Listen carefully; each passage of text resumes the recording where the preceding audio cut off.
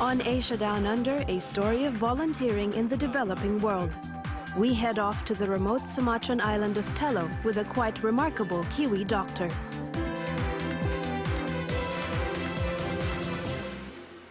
Kia ora and welcome. When Kim Webby signed up for 6 weeks of volunteering in one of the most hard-to-get-to places in the world, she didn't exactly know what she was signing up for. However, what she did know was it was going to be a challenge and an adventure. Reporter and friend Jason Moon signed up along with her, along with a backpack and a camera. This is the record of their experience.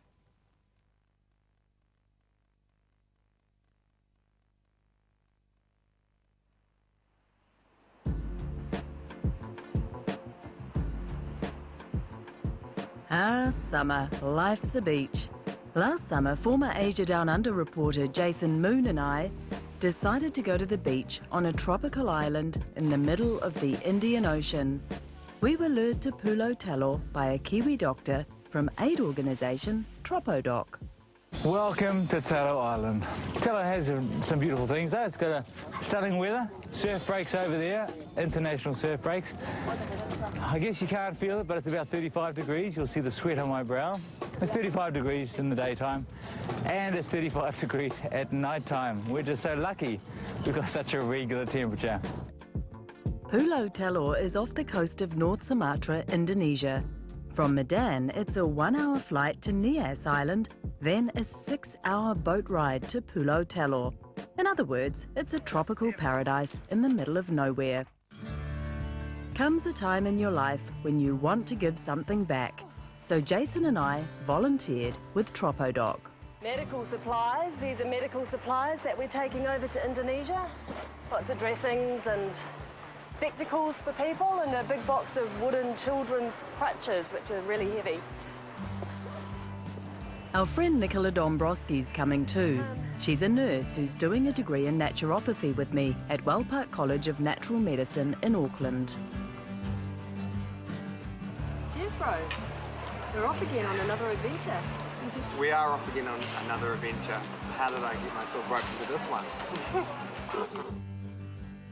Never showed Jason this part of Derek's recruiting video. All part of the risks of being here, as well as tuberculosis, as well as malaria, both endemic, as well as dengue fever, as well as Ross River fever. There is leprosy here, active leprosy.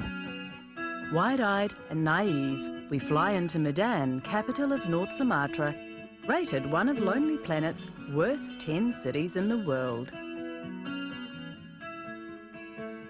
In Medan, we meet Derek and Malioni, the 3-year-old Indonesian girl he's guardian of after saving her life.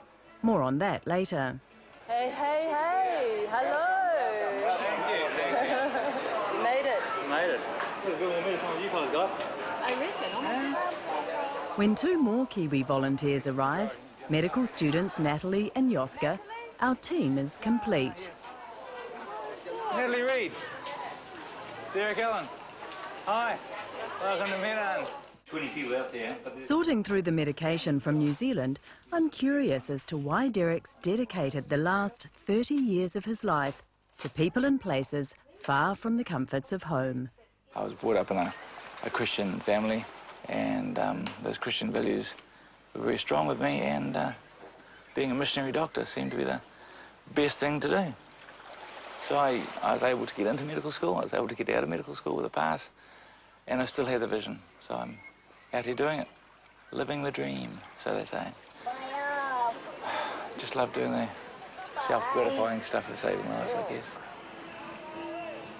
So loaded up with luggage and unspoken thoughts of what have we let ourselves in for, we arrive at Nias Island, an hour's flight from Medan. We'll stay here a few days, visit Malioni's birth parents, and start seeing patients. Nias Island was hit by the 2004 tsunami, and 4 months later by a catastrophic earthquake. Recovery is slow. The tsunami probably killed 100 people, maybe 200. The earthquake killed 1,500. But it broke all the bridges and destroyed all the roads. This bumpy road leads to Bawal Matalua village, a United Nations World Heritage Site. Up 88 steps, it survived earthquake and tsunami. Its traditional houses are thought to be inspired by Dutch spice ships. It's also famous for its stone jumpers.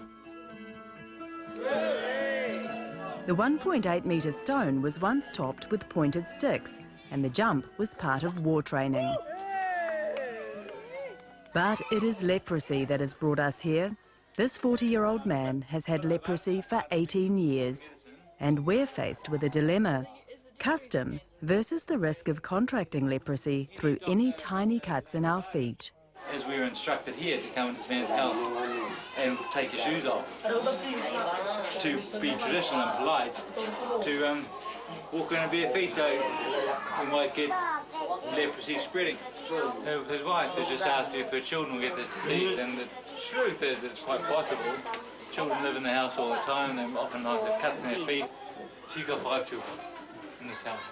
Derek believes the man earns income from tourists who take pity on his plight. He's possibly begging on his disease, but he wants it fixed too, so he's caught between two conflicting interests. He wants to get better, but should he get better, he'll lose his source of income and source of food. The cure for leprosy is medication that must be taken for up to 2 years, but it's unavailable here, and side effects put people off. So we try an alternative from our naturopathic kit, Manuka honey. The Manuka honey he'll put on directly onto his open sores twice a day to help his immunity develop and also fight the infection directly. Education and availability of medicines is a constant struggle on these remote islands. The lack of resources has turned Derek into a jack of all trades. He'll even do surgery if he has to save a life. Back on the road, we're off to see Victor, a young man with serious burns from refuelling his motorbike near a naked flame.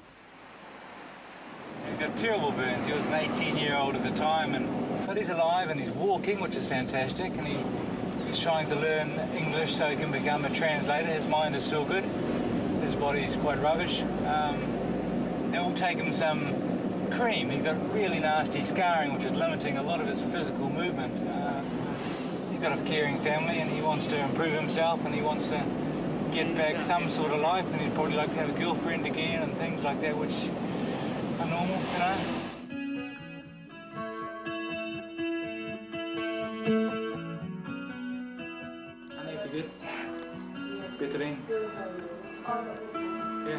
Our flying visit seems like a drop in an ocean of need. I'm overwhelmed by how little I feel I can do to help. To end our day, we visit an orphanage for children with poor mental development. Pretty much in a situation like this feel really useless because what do I know, you know? Nothing at all as it turns out. Or maybe a hug is enough after all. Malioni's birth parents live on Nias Island, and part of Derek's guardianship agreement is to take Malioni to visit them at least once a year. Malioni was born with a cleft palate and couldn't feed properly. She failed to thrive, and when Derek found her, she'd been brought home from hospital to die. They can't afford to take them to hospital early because it costs money. They keep them at home, doing all they can at home, using local bush doctor, using local herbal remedies, calling in incantations for their children, and the children die. I can't adopt her. She was dying. I've chosen to be her guardian, and I'll look after her till she's finished her education. It gives her a life, I think, I hope. No. These trips home are fraught with emotion for Derek, Malioni and her birth parents. Here's Mama. Here's Mama. Malioni's mother has lost so much. Her second child died of malaria. Her first husband also died.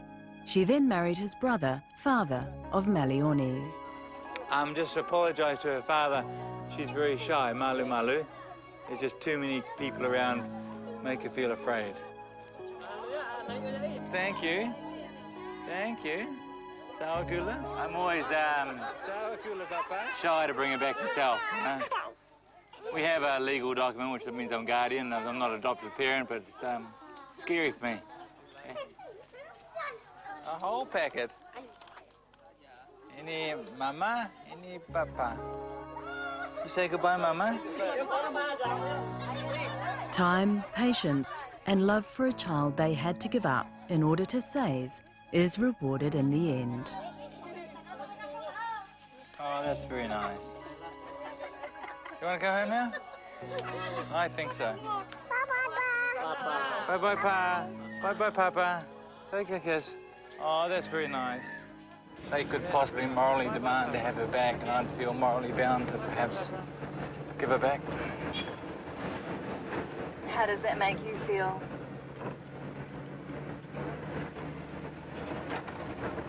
It's just susceptible, really. You're in a very vulnerable place with her life, you know. She's got a choice of two lives, really. Although they didn't ask for her back, and well, I'm always scared they will. It's lovely to have a small child to share life with. She's made me more patient in the way I taught her training and made me more attentive to small people who need to be fed and watered more frequently than I'd choose to do myself. She's just a beautiful child, and she changed my life so much I wouldn't mind having more, you know. Today, a week into our journey, we finally head to Pulo Talo. Lots of boat rides before, but this one's a bit of an adventure to be going 6 hours offshore, 110 nautical miles into the Indian Ocean.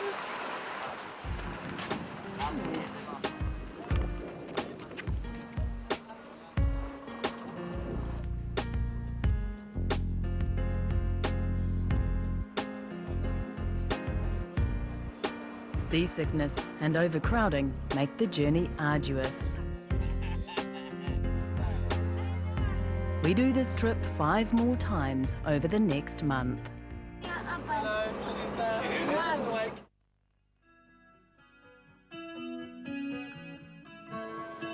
Pulo Talo is a paradise in poverty.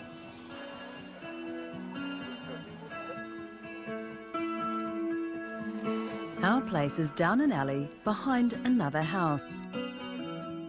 It's Indonesian style, open to the elements, rats and monkeys, and this is the waiting room for our clinic, which we live above.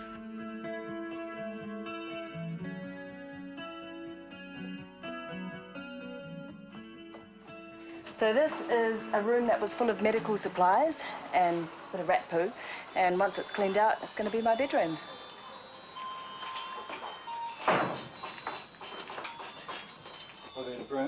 Is there stuff here like that you need? Not entirely sure what I had in mind when I volunteered, but I'm pretty sure it wasn't this. The place is cramped, dirty and littered with expired medicines. I just thought maybe once it had been on the floor with the rat poos, it might be rubbish. But... Well, of course, medicine okay. On the floor with the rat poos and opened. Yes. Is rubbish. But unopened. And opened in tin foil and in car containers. That's sweet. Sweet. Okay. Living facilities for you are quite basic, aren't they? Rustic, basic, elementary. Yeah, they're simple, straightforward. You mean in terms of sleeping, bathrooms, meals? Adequate, absolutely adequate. At least the bedroom I share with Nicola is now livable. As for the bathroom... So this is our bathroom, that's the toilet. A little bit of a squat. Oh, no, my Water. Oh, there's water. That's our shower. Anyway, I don't really want to get wet again. Yep, it was pretty humbling. But now it's good. It's good. It's just an extended camping trip, really. The dispensary's another area we find a challenge. That's really good. I hope they all came off the one shelf. Did you find everything in here? Yep, I can. He's the only one that can. Given time. I'm looking for like corner proof. Lisinopril? Yeah, is it the same?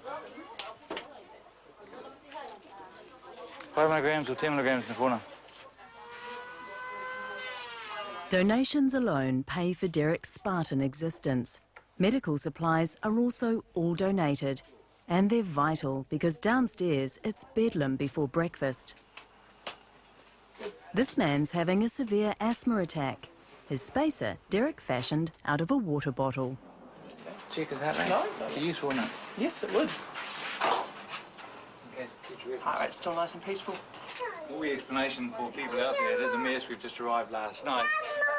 No one's had breakfast here yet this morning. We had patients as soon as we got up, and the first man was quite sick. We're seeing less sick people now, so we can relax a bit and we'll try and take off half an hour to have breakfast. I'll get you some milk. Do you want to finish the cheese? You want some more cheese?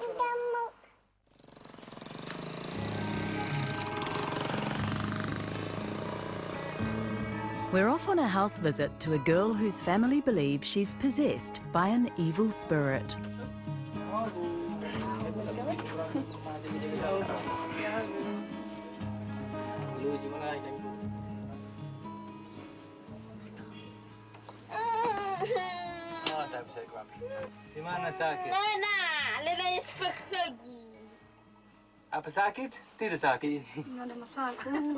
Derek says the village people often think spells or bad spirits cause illness.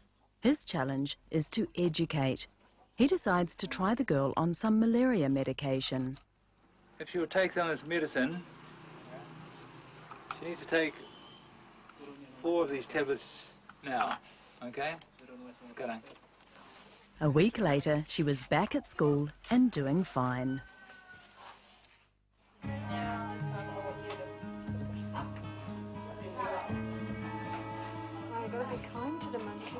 A bit tired tonight, and it's been a huge day. We've seen and done so much, and it's hard to take it all in, and I haven't really processed most of it yet. So, and it's probably going to take a while to process all that.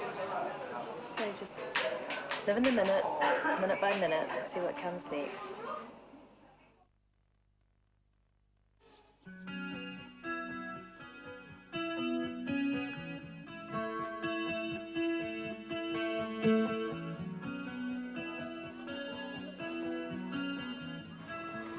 We're on our way to another house call. A woman came to the clinic this morning asking Derek to visit her husband, who's gravely ill.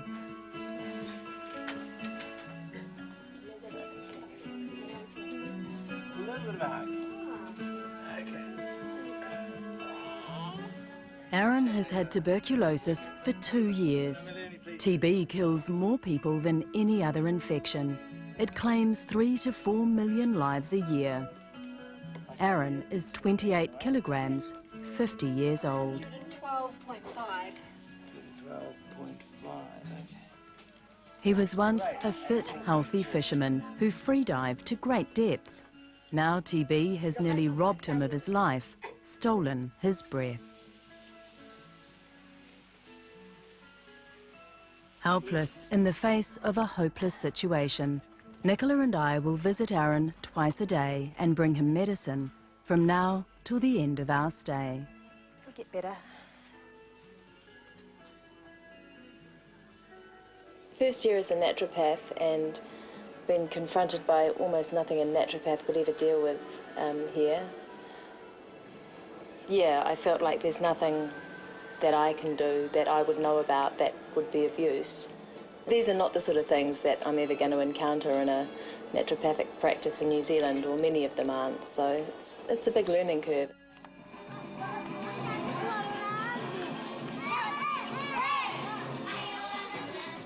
But sitting around navel-gazing probably won't help much either. Funny how hope and faith is often just around the corner.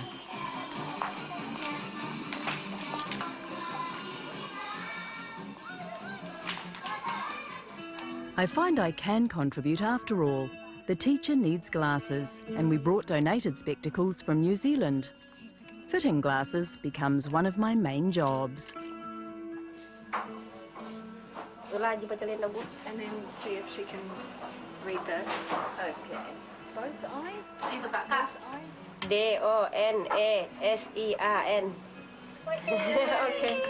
Downersern. Okay. But for every smile and remedy, a new and tougher challenge presents itself.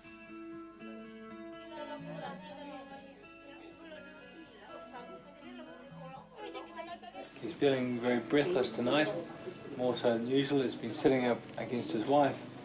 He feels he's breathing much faster.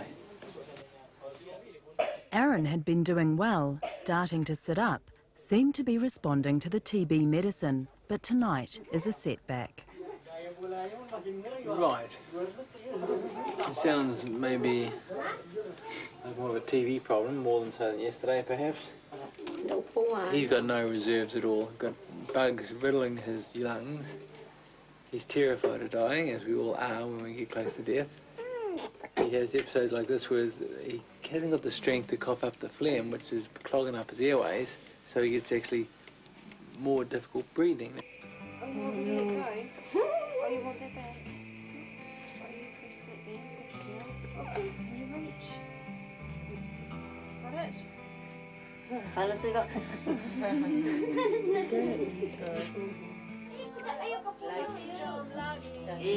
I leave wondering if we will lose Aaron tonight. Ready?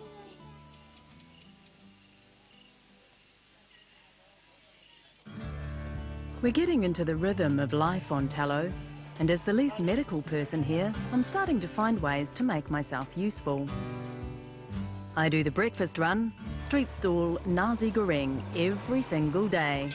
It is always busy, always hot, always tiring, but every day we relax with a late afternoon swim. Here we go. Yeah, sweetie. Some days we travel to outer islands to do clinic.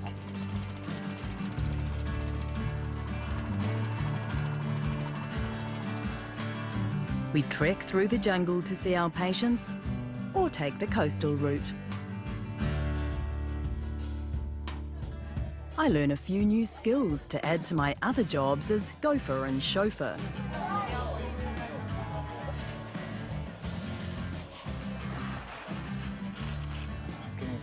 There are also occasional tensions from working, living, breathing, eating together, constantly together. Surely prednisone is the best antihistamine. Surely not. Surely it says it's the strongest. Needs a penicillin injection for that, procaine penicillin 5 mil. So your argument is completely invalid, I'm sorry. Ada nanti yang mau diobati di sana nanti, biar kita di sana nanti. You can find some alternatives for leprosy, some primitive treatments which might be more affordable because we haven't got those medicines in the country, so I'm told by Sister Stephanie from St. Elizabeth Hospital in Medan. I feel thinly spread, yes, and I get challenged, yes, disheartened, no. You've got to look after your own headspace first, otherwise you're going to be no good to anyone.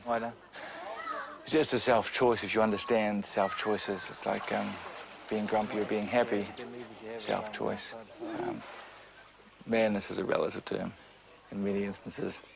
I always think many people out there who could be out here working are mad not to be. The pleasure they'll receive from working here is stunning. Derek may be unconventional, but he is genuine and clearly appreciated by the locals. He is one character, that guy. He is one character. He's got a great heart, he's got his own way of doing things, but at the end of the day, he's getting it done, you know? Can be a bit rock and roll, but that's him. He's got his number 8 wire, and he's putting it to good effect. Typical morning in the clinic today. We come down the hatch and the waiting room is already full and there's more and more people arriving. Yeah, it's pretty much just like that every single day. Yeah. Treating malaria is virtually a daily occurrence. He probably hasn't got a chest infection, so the reason for hot and cold probably is malaria. Worldwide, 3,000 children die every day from malaria. It kills up to 2 million people a year. Malaria is a little parasite which is spread by the mosquitoes. What it does is it attacks the red blood cells, and that causes a fever, and then the red blood cells get so full of malaria parasites that they explode. Breaks up enough red blood cells, they will die of anemia, or they'll die of low blood sugar because the malaria parasite eats a lot of sugar, and a few will die of swelling of the brain because if it gets into the head, the brain, it'll make it swell and it'll just squeeze itself to death. A simple $10 mosquito net saves lives, but here even clean water is beyond the reach of many. Most people drink very little because water must be bought or boiled. Good. Needs to drink lots of water to wash the acid down. 10 glasses a day. Worldwide, one child dies every 20 seconds from waterborne diseases, according to Oxfam. Diarrhoea kills, I don't know, I think it's 4,000 children in the world a day that is, because they've got diarrhoea. Diarrhoea is caused by bad drinking water mostly, typhoid, all sorts of diseases. In schools, TroppoDoc volunteers have erected water tanks to teach people it is safe to collect rainwater. Clean water has far greater importance to a community than doctors are, to tell the truth. The water project's one of my favourites because it has long-term benefits. The rest of the time I feel we're just patching up problems, and the problems never go away.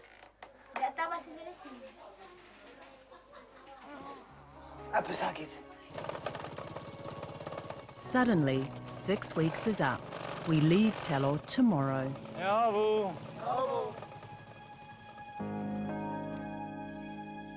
We visit Aaron to say goodbye, but he's in pain and can't pass urine.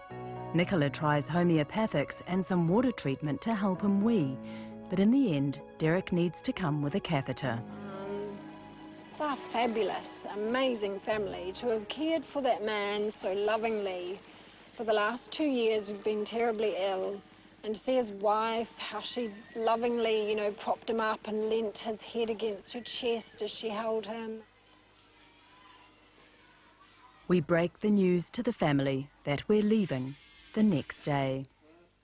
His daughter, who seems to be another main caregiver, and we've just kind of connected as well. She's a real sweetie and so strong to have coped, caring for her sick dad and then her sick mum and then the whole family of children.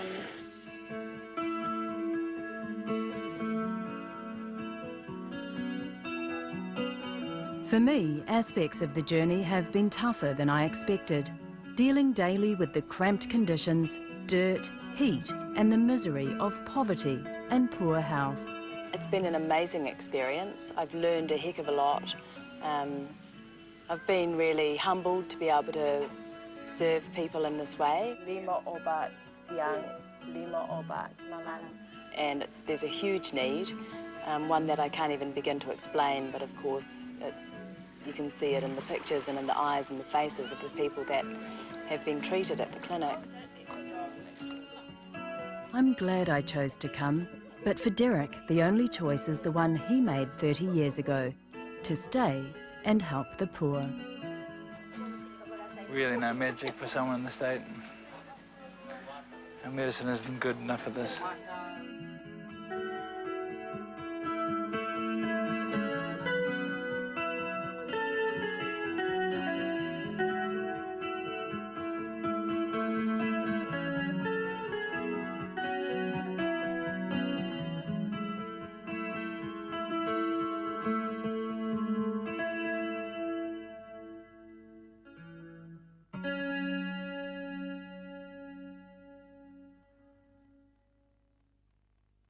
This programme was made with funding from New Zealand On Air.